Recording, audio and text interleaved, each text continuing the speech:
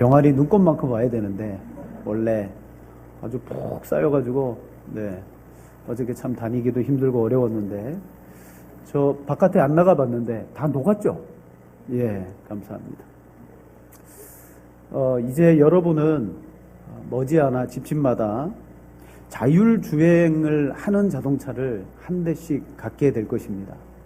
지금은 뭐 경유차, 또 휘발유차, 또 어떤 분은 전기차를 몰고도 다니시죠.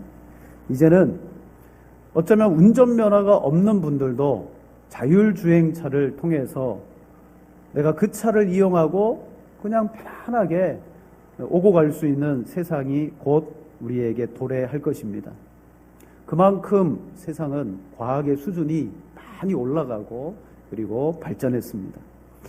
이 자율주행차의 기술이 어느 정도까지 왔는지는 모르겠습니다만은 아직까지 이 차가 우리 실생활에 상용화되기 위해서는 한 고비를 넘어야 되는 문턱이 있습니다. 그게 바로 자율주행차의 핵심 기술인데요. 여러분, 이 핵심 기술이 뭐냐면 뭐 반도체나 컴퓨터나 그런 것 아닙니다. 자율주행차의 핵심 기술이 뭐냐면 철학입니다.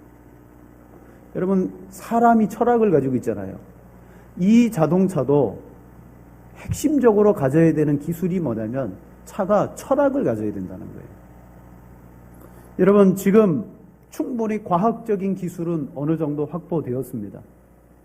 자동차를 지금도 뭐 지정만 딱 하면 어디까지 가라 그러면 충분히 갈 수 있는 세상입니다. 그런데 그 차를 우리가 실제 쓰기 위해서는 철학적인 문제가 해결되지 않으면 이 차를 쓸 수가 없는 거예요. 뭐냐? 여러분, 만약 이 자동차를 내가 이렇게 몰고 가는데 갑자기 길 한복판에 무단횡단하는 사람이 툭 튀어나옵니다.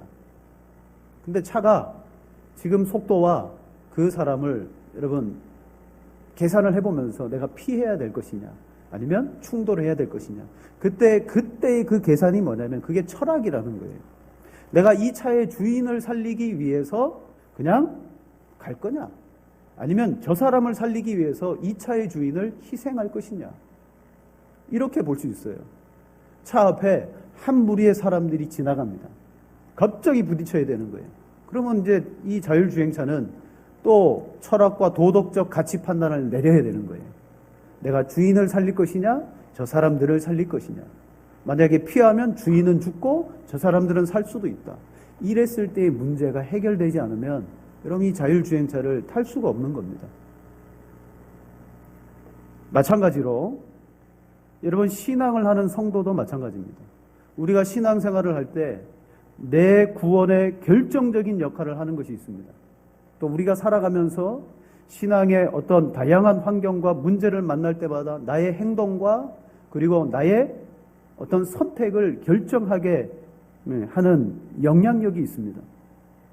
또 내가 믿음 생활을 쭉 해나가면서 내 믿음을 지탱해주고 붙잡아주는 것이 있는데 그것이 뭐냐? 바로 성경적 교리라는 거예요. 이론에 하나님의 말씀을 보고 읽습니다마는 이 말씀을 보는 사람마다 저마다 읽고 나면 내 속에는 무엇인가가 남습니다. 아, 하나님은 이런 분이구나. 예수 그리스도는 이런 분이구나. 그래서 구원받는 사람은 어떤 사람입니까? 예수 그리스도의 속죄의 교리, 그리고 예수님이 하나님 되신다는 삼위일체의 교리가 그에게 믿어짐으로 말미암아 그 사람은 구원을 받는 거예요. 그냥 성경 한번 읽었다 그래서 구원받는 게 아니라 그 마음속에 이 성경이 내게 지금 주고자 하는 핵심적인 메시지, 교리가 뭐냐, 그걸 붙들 때 여러분 그 사람은 구원받습니다. 예를 들어 여러분 지금도 우리 주변에는 성도들의 믿음을 흔들고자 하는 이단들이 호시탐탐 우리를 노리고 있습니다.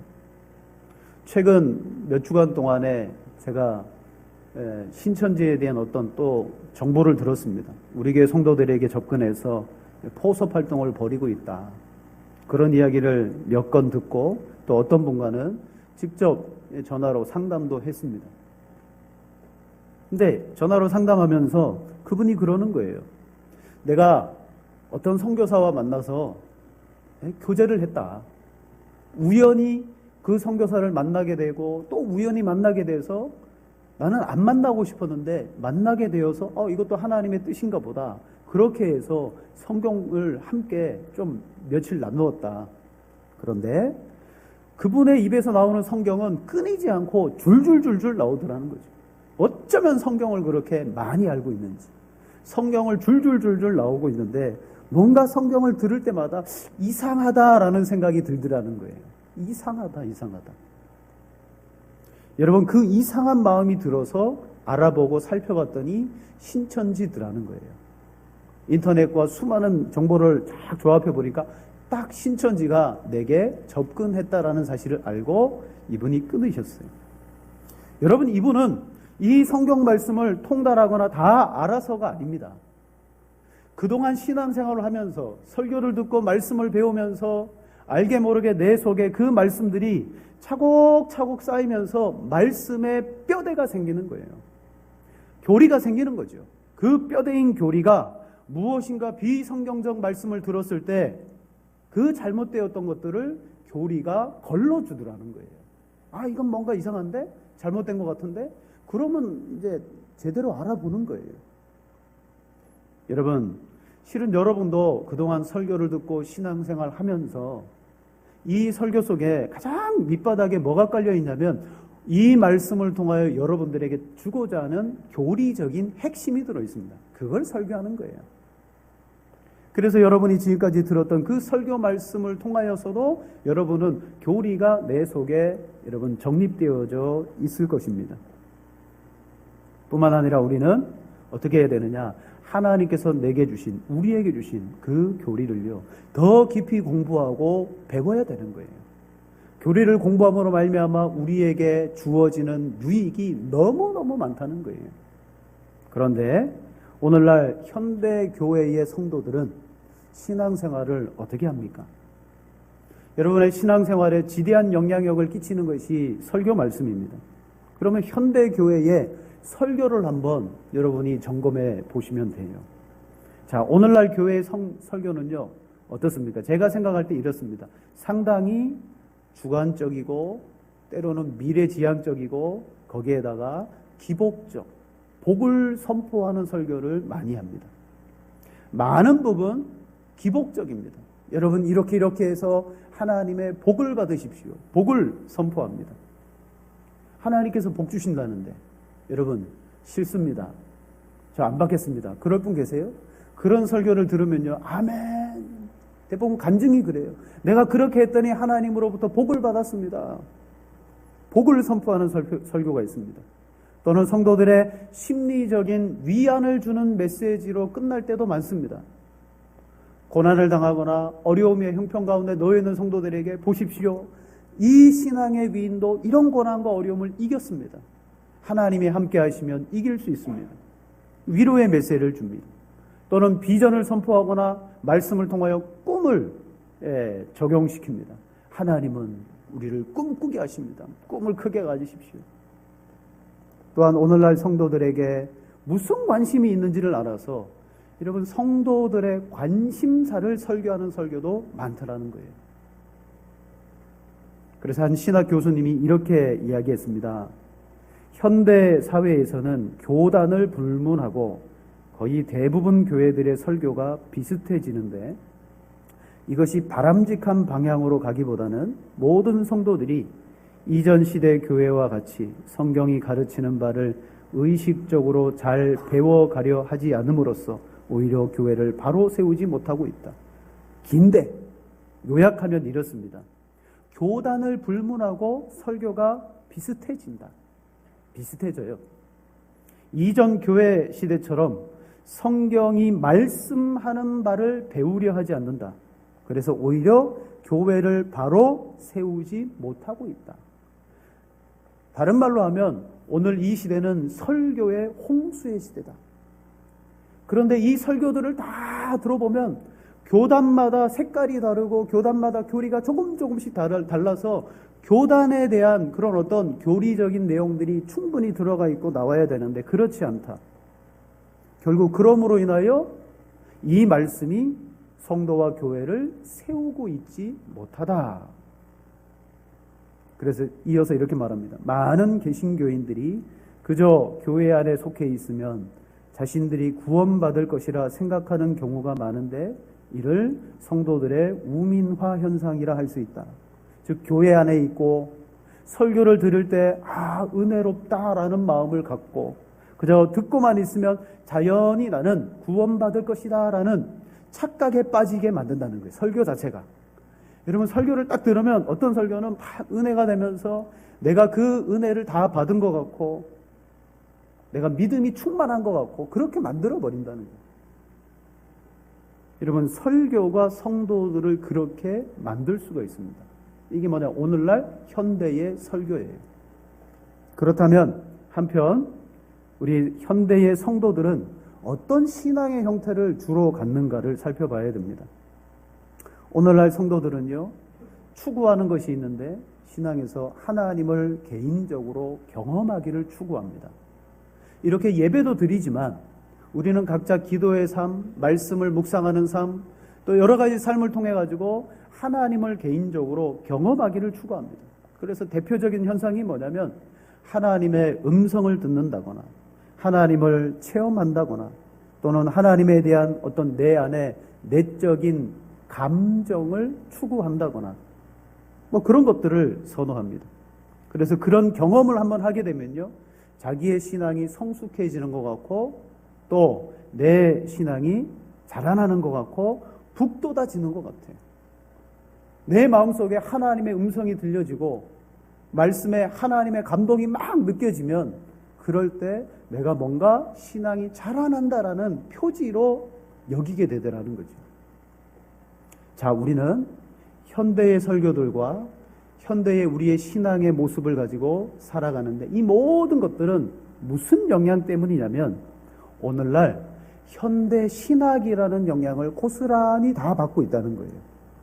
여러분은 숨 쉬고 있지만 우리는 알게 모르게 저 바깥에 나가면 다 미세먼지 마시고 살아가거든요.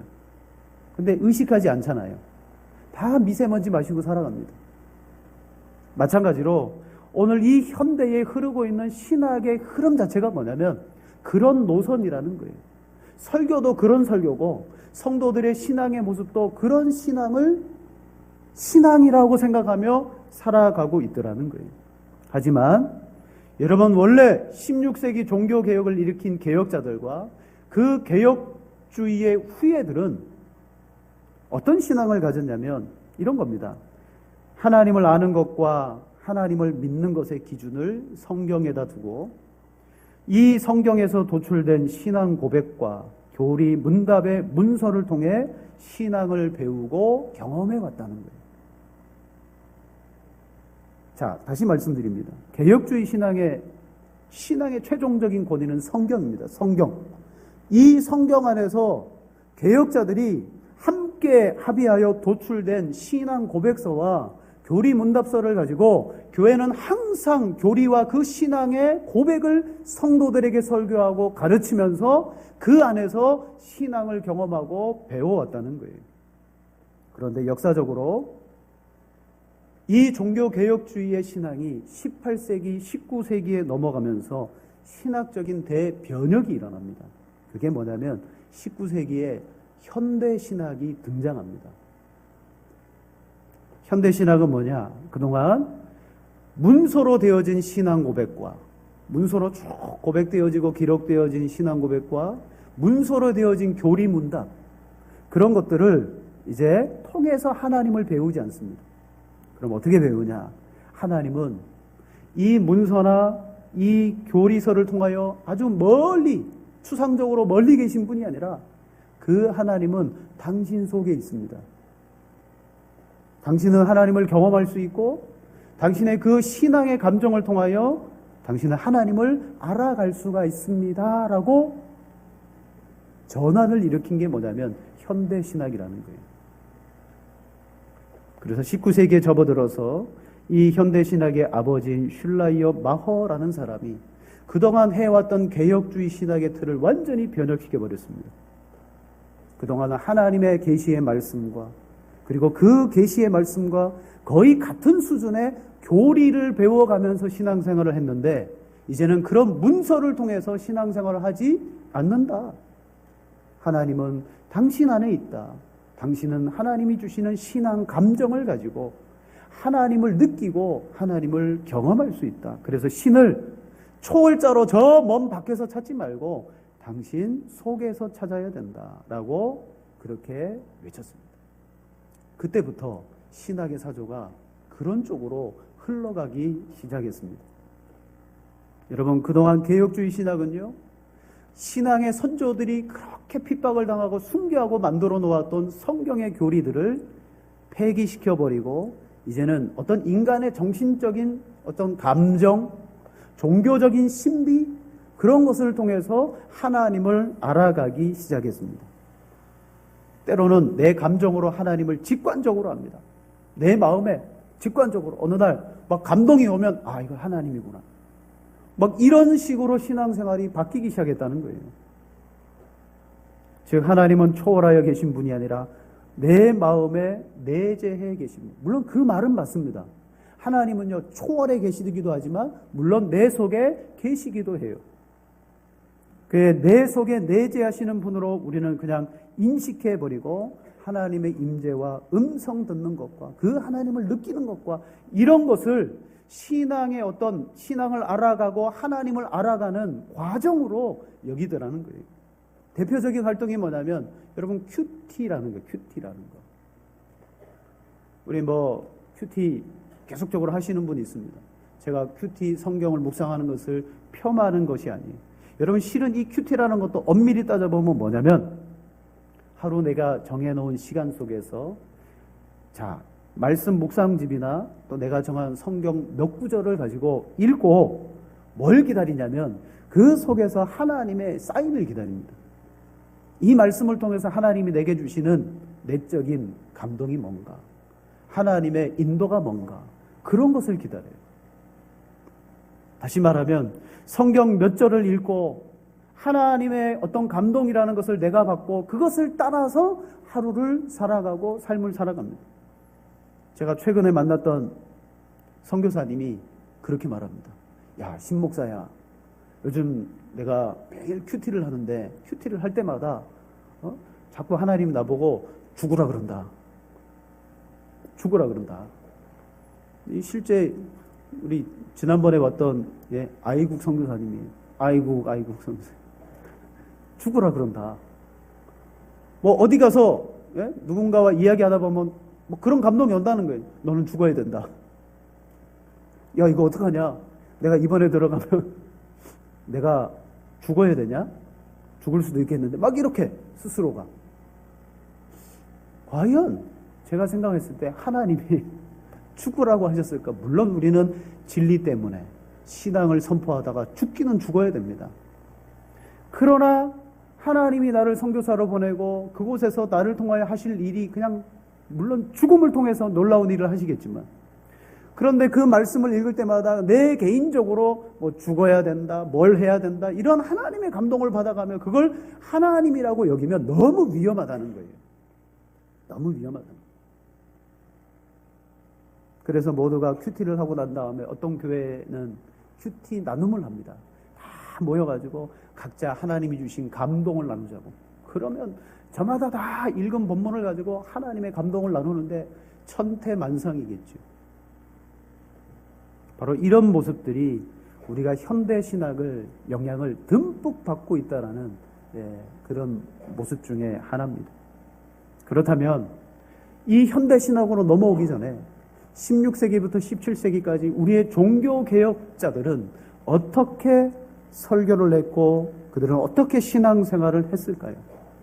여러분, 제가 할 수 있다면 기회가 되면 오늘날의 설교와 그 당시 종교개혁자들이 했던 설교를 그 개혁자들의 설교를 이 시간에 고스란히 여러분에게 그냥 읽어드려만 해도 우리가 지금 하고 있는 설교와 그들의 설교가 얼마나 달라졌다라는 사실을 알게 될 거예요.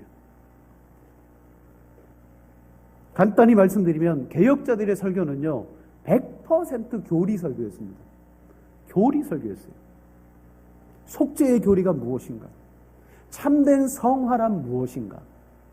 교리적인 주제를 하나씩 가지고 성도들에게 처음부터 하나님에 관하여 예수 그리스도에 관하여 가르치기 시작하면서 그리고 그 교리가 성도들의 심령 가운데 뼈대가 세워지고 예수님은 나의 주님입니다라는 고백을 하는 그 사람들에게 뭐 했느냐? 세례를 준 거예요.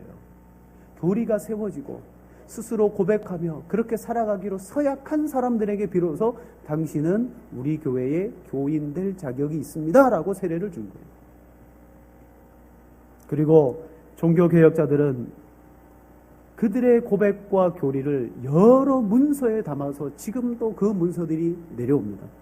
벨직 신앙고백서, 도르트문트 신앙고백서, 하이델베르그 요리문답서, 뭐 이런 문서들을 뭐라고 말하느냐?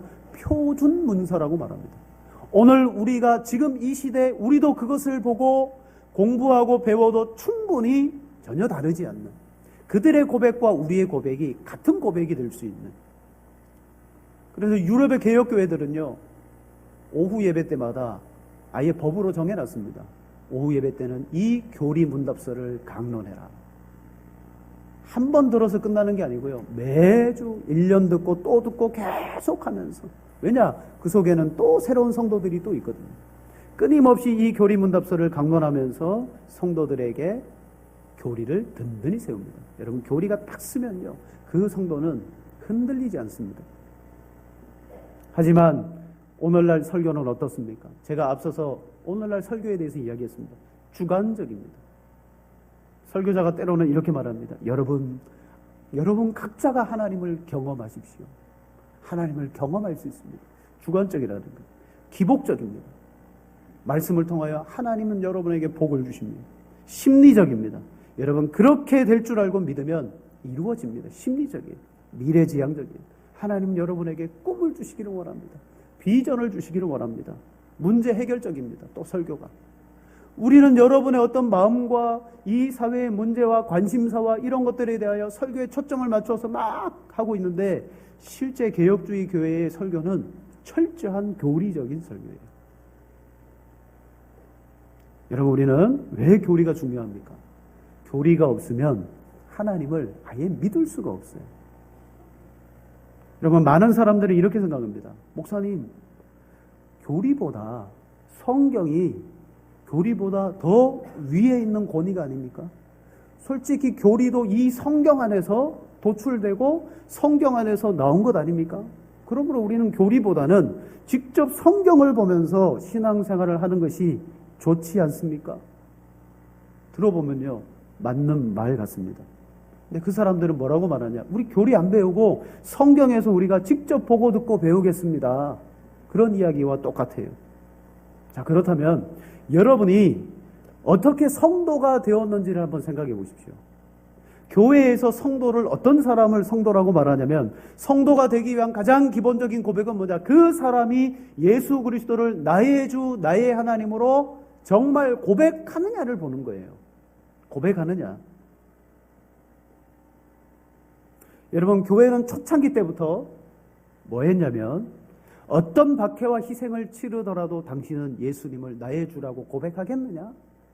그럼 고백하겠다.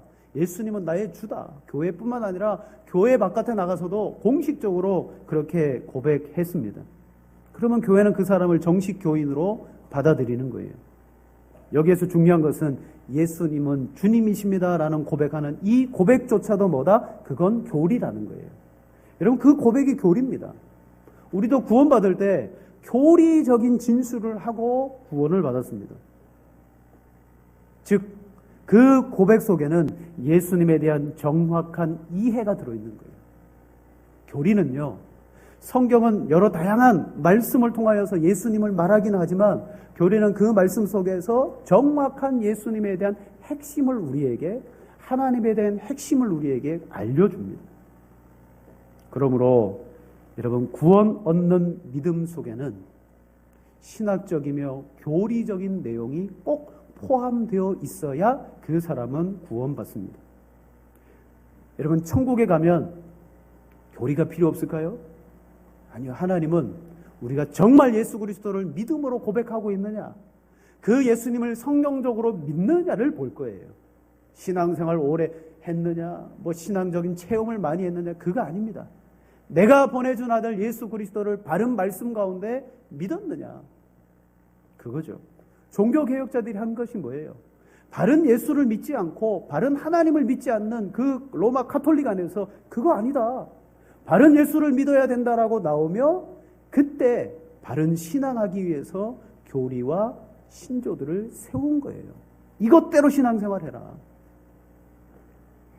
그런데 이런 오늘날 성도들은 굳이 신앙생활하는데 꼭 교리가 없어도 별 필요성을 느끼지 못합니다. 그래서 교회 안에는 이제 더 이상 교리적인 가르침이나 교리 때문에 논쟁하는 일이 없어요. 여러분, 우리가 서로가 서로 만나면 내가 믿고 있는 교리와 당신이 믿고 있는 교리를 서로 이야기하면서 그게 성경입니까? 하면 이 논쟁이 있어야 되는 거예요. 근데 이제 교회 안에는 더 이상 그런 논쟁이 없어요. 왜 그렇습니까? 이제 성도들의 신앙의 관심은 어디에 있다? 내가 예수님을 믿고 잘 되는 것과 성공하는 것에 관심이 있는 거예요. 그러니까 거기에는 교리가 하등 필요 없습니다. 예수님 믿고 잘 되고 예수님 믿고 성공하는 그걸 지향하는 신앙생활 속에는 교리는 전혀 필요가 없어요. 그러니까 배우지가 않습니다. 그럼 과연 우리에게 교리가 꼭 필요한 것일까? 여러분, 이것을 정립하기 위해서는 한 가지 짚고 넘어가야 될 것이 있습니다. 아까 그런 이야기 했습니다. 목사님, 교리는 성경에서 도출된 거니까 성경이 더 권위가 높고 교리는 그 아래에 있지 않습니까? 우리 성경 봐야지, 교리보다도. 그렇게 말할 수가 있는데, 교리를 우리가 정확하게 중요한 것으로 여기기 위해서 말씀 아래에 놓느냐, 말씀과 같은 선상에 놓느냐가 중요합니다. 만약에 교리가 하나님의 말씀과 같은 중요성을 가진다면 우리는 교리를 꼭 배워야 되는 거예요. 자, 한번 말씀드려 보겠습니다. 저는 교리가 성경과 같은 권위라고 믿습니다. 왜냐? 여러분, 이 세상에 있는 목사님들은 다 성경을 가지고 설교합니다. 그죠? 성경 66권을 설교하는데, 그런데 이 세상에 있는 목사님들 가운데 정말 설교할 때 하나님이 원하시는 대로 성경을 100% 설교하는 사람이 있을까요? 있을까요? 없을까요? 없습니다. 하나님이 요구하는 대로 완전하게 이 성경 말씀을 설교할 사람은 아무도 없습니다. 왜냐? 이 성경이 기록된 그 시대와 우리 시대는 시간이 너무 멀어요. 문화가 달라요. 공간도 달라요. 뭐 성경에서 예루살렘 그러는데 예루살렘 한 번도 안 가본 목사님이 예루살렘은 이렇고 뭐 실로암은 이렇고 설명하는데, 근데 실제로 가보니까 달라. 여러분, 성지 여행 갔다 오신 분들이 여기 앉아 계신데, 제가 만약에 성지 여행을 안 갔다 왔어요. 안 갔다 온 상태에서 예루살렘의 지형에 대해서 막 설명하는 거예요. 어디는 저기 있고 저기는 저기 있고. 근데 성지 여행 갔다 오신 분들이 예루살렘은 거기는 거기가 아닌데, 그쪽은 그쪽이 아닌데, 이렇게 생각할 거예요. 이때 목사님은 뭘 가지고 설교하자면 안 가봤기 때문에 성경적인 추론을 가지고 설교하는 거예요. 여러분, 아브라함 시대를 우리가 어떻게 합니까? 그래서 아브라함 시대의 환경과 문화와 이런 것들을 어느 정도는 추론해야 되는 거예요. 언어도 그때의 언어와 지금의 언어가 달라요. 그래서 어느 정도 추론해서 설교하는 거예요. 그래서 이 강단에 설교하는 목사님은 설교할 때, 여러분, 틀릴 수 있다 없다? 틀릴 수 있어요. 틀릴 수 있습니다. 성경을 가지고 설교하면요, 틀릴 수 있어요. 그런데 만약에 설교자가 틀리고 오류나 왜곡이 있다 그래서, 잘못 해석했다 그래서 여러분 문제가 생길까요? 예루살렘 지형 잘 몰라갖고 잘못 설교하면 문제가 생길까요? 전혀 문제 없습니다. 그냥 성도님들은 아이고 우리 목사님 틀렸네 그리고 넘어가요. 또 그걸 틀렸다고 쫙 적어가지고 꼬치꼬치 캐묻고 그런 사람 없어요. 그건 성격 이상하신 분이에요. 예, 진짜 그런 사람 없습니다.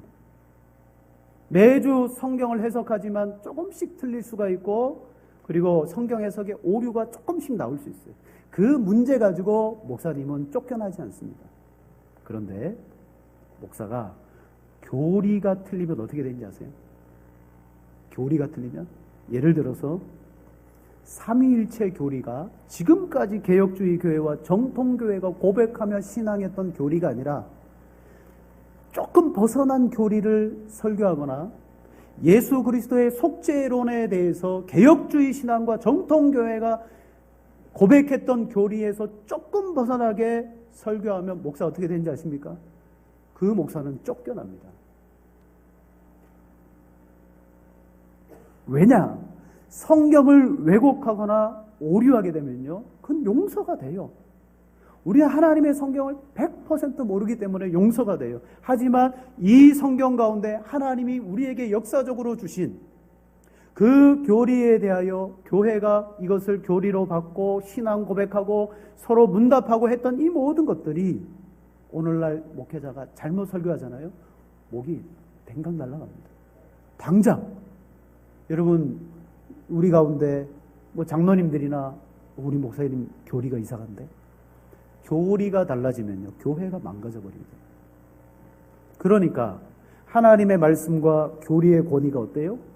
같은 수준으로 봐야 된다는 거예요. 예를 들면 로이드 존스 목사님은 20세기에 정말 뛰어난 목사님입니다. 수많은 우리의 선배 목사님도 그렇고 현재 수많은 목사님들이 이 로이드 존스 목사님의 아주 영향력을 너무 많이 받았습니다. 그분이 이렇게 교리에 대해서 말합니다. 사도행전을 읽고 초대 그리스도인 설교자들의 설교를 관찰해 보십시오. 그들이 무슨 일을 했습니까? 그들은 본문을 취해서 헬라어와 히브리어로 그 본문이 정확하게 어떤 의미를 갖는지 제시하거나 분석하는 등의 일을 하지 않았습니다. 여러분, 오늘날 설교 보면요, 그런 거 하잖아요. 여러분, 이 히브리어 시제가 이런 과거형이고 남성이고 여성이고 그래서 이 단어는 이런 뜻입니다 라고 말하는데, 그 사도행전에 제자들, 복음 전하는 사람들은요, 뭐 헬라어 히브리어를 막 해석하고 분석하지 않았습니다. 대신 절대로 그렇게 하지 않았습니다. 그들이 설교하는 방식은 교리를 선포하는 것이었습니다. 그들에게는 메시지가 있었고 그것을 백성에게 제시했습니다. 그들은 이것이 교리라는 것을 보여주기 위해 성경을 사용했습니다. 여러분, 제자들이 복음을 전할 때 뭘 전했냐면 교리를 전했다는 거예요. 교리를 전했습니다. 예수는 그리스도다. 예수는 하나님께서 우리에게 보내주신 어린 양이시다. 예수님은 죽었다가 다시 살아나신 하나님이시다. 이런 교리를 선포했을 때 그걸 증명하기 위해서 뭐 했느냐? 구약의 말씀을 갖다가 인용하고 끌어다 썼다는 거예요. 뭘 확증하기 위해서? 교리를 확증하기 위해서. 이들은 설교할 때 교리를 증명하기 위해 성경의 본문을 가져왔습니다. 오늘날의 설교와 좀 다르잖아요. 물론 그것이 바로 설교의 의미입니다. 그것이 설교의 목적과 기능입니다. 설교는 단순히 사람이 자기의 생각을 표현하는 기회가 아닙니다. 거듭 말하건대 설교는 그저 성경 구절의 다른 번역을 제시하는 것이 아닙니다. 그렇지 않습니다. 설교의 목적은 진리를 회중에게 전해주는 것입니다. 사도들은 설교의 본질적인 그것을 행했습니다. 사도들은 교리를 전했다는 거예요. 사도 바울도, 여러분 사도 바울의 서신서를 다 보면 그게 무슨 서신서냐면 교리 서신서예요. 자, 믿음을 가르치기 위해서, 이신칭의를 가르치기 위해서 아브라함의 이야기를 다 들어다가 인용하고, 그죠? 수많은 성경 구절을 갖다가 인용하면서 이게 이신칭의다. 오직 믿음으로 구원받는다. 교리를 이야기하고 설교했다는 거예요. 그러므로 여러분, 개혁주의 교회, 개혁주의 설교자들의 설교는 다 교리 설교여야 한다는 거예요. 그리고 여러분이 그걸 매번 들을 때마다 여러분 속에 여러분 분명한 교리가 쓰고, 여러분 이 교리가 쓸 때 무엇이 좋을까요? 첫째는 여러분의 신앙이 단단해집니다. 분명합니다. 여러분의 신앙이 단단해집니다. 둘째는요, 내가 믿고 있는 신앙의 체계에 대하여 진술할 수 있습니다. 여러분 나가가지고 예수님 전해보십시오라고 말하면 어떻게 전하겠어요? 제가 예수님 믿고 기도했는데 꿈에 그 예수님 나타나서 응답해 주시고, 그거 아니잖아요. 내가 믿는 예수 그리스도의 교리를 진술하면서 전도하는 거예요. 체계적으로 내 인격 속에 그런 것들이 들어와 있지 않으면 우리는 전혀 설명할 준비가 안 돼요. 천국에 가는 사람들이 어떤 사람인지 아세요? 바로 구원의 교리가 선명한 사람들입니다. 내가 왜 천국 가며 내가 어떻게 구원받는지에 대한 교리가 분명한 사람이 여러분 천국에 들어가는 것입니다. 그래서 베드로전서 3장 15절에 말합니다. 너희 마음에 그리스도를 주로 삼아 거룩하게 하고 너희 소망 속에 있는 소망에 관한 이유를 묻는 자에게 대답할 것을 항상 준비하라. 오늘 내 속에 있는 소망에 관한 이유가 뭡니까? 뚱그름 잡는 이야기가 아니라 나는 이래서 예수님을 믿습니다라는 확고부동한 교리를 그들에게 전해주는 거예요. 왜냐하면 그렇게 전해줘야 됩니다. 그걸 듣고 구원받는 사람이 있습니다. 또 세 번째로 교리를 배우면요, 여러분 교리를 배우면 이단을 다 잡아낼 수 있습니다. 지금 뭐 신천지 그 사람들 성경 많이 알고 그렇다고요? 아니요. 여러분이 교리를 잘 알고 있잖아요. 그러면 요거 신천지구나 다 잡아낼 수 있습니다. 물론 그들이 침묵하고 있으면 못 잡아내지만 그들이 내게 와가지고 성경 이야기를 쭉 하면서 이야기하다 보면요 다 잡아낼 수 있어요. 이단은 성경의 거짓 선지자는요 언제부터 있었는지 아십니까? 예레미야 시대도 있었고 이사야 시대도 있었고 아합 시대도 분명히 있었습니다. 근데 신명기 때부터도 출애굽하자마자 바로 모세는 거짓 선지자가 있다 조심해라 분명히 말하고 있습니다. 누가 거짓 선지자인지 아세요? 우리는 신천지, 이단 그 사람들이 거짓 선지자인 줄 아는데 이미 그들은 이단입니다. 여러분 그들은 표가 나는 사람들입니다. 거짓 선지자는요 우리 속에 있으면서 표가 안 나는 사람이에요. 어떤 사람이 거짓 선지자냐? 그들은 정확한 체계를 가지고 있지 않는 목사가 될 수도 있고 장로가 될 수도 있고 권사가 될 수도 있습니다. 여러분 이단이 무서운 게 아니라 이런 거짓 선지자가 무섭습니다. 왜냐? 이런 사람들은 말씀을 딱 듣고 나서요 맞습니다 목사님 말씀이 완전히 옳습니다 라고 하지 않고 목사님 말씀이 맞기는 한데라고 말하며 끝에 대자를 붙이는 거예요. 그게 뭐라는 거예요? 내가 생각하는 건 그게 아니라는 거예요. 그리고 그 대자를 붙여가면서 뭐합니까? 사람들에게 나는 이렇게 생각한다라고 조금씩 전하는 것이 이게 뭐냐? 이게 거짓 선지자가 됩니다. 여러분 이단은요 아예 이단으로 못 박습니다. 그 사람들은 드러납니다. 오늘날 목회자들이 거짓 선지자일 수 있어요. 바른 교리를 전파하지 아니하고 성경의 구원을 얻는 바른 당위성과 교리를 말하지 않고 자기의 생각이나 자기의 느낌을 가지고 설교하다 보면요 여러분 성도들을 물들어 버리게 만듭니다. 자, 말씀을 마치겠습니다. 우리는 교리를 분명히 배워야 됩니다. 이제 무인 자동차, 자율차도 철학을 가진다는데, 그죠? 오늘 우리 안에 교리가 든든히 세워지게 되면 여러분 지금까지 여러분이 신앙생활 해왔던 것과는 차원이 다른, 그러기 위해서 뭘 해야 됩니까? 우리는 늘 들어왔습니다. 웨스터민스터 신앙 고백서를 따르기로 복종하느냐? 예라고 대답하지만 그게 뭔지 모르잖아요. 그 웨스터민스터 신앙 고백이 뭐예요?